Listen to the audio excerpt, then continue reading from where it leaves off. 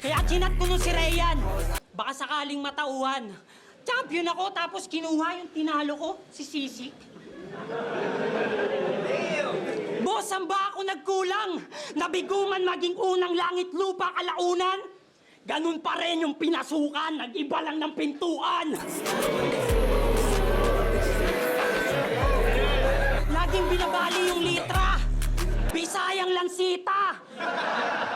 Di ba dapat pagbano sa accents, boss, bana sa liga?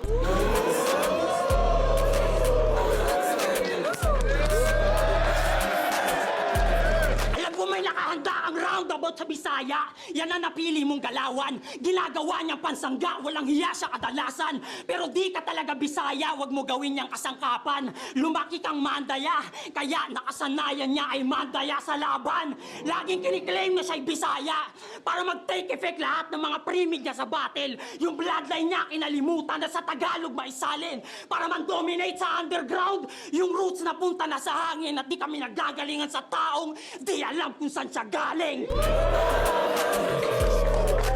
Kaso na oversaturated na yung tulad mong stupid, yung panggagaya mo para mga face swap content ni Blizzard, sobrang pangit ng result seeds.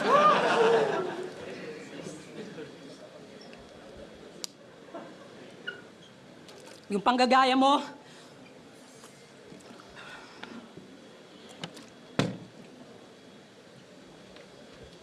sobrang pangit ng result seeds. Bullshit! Ayan ka, agamit mo ng AI, nasasayang na yung tubig!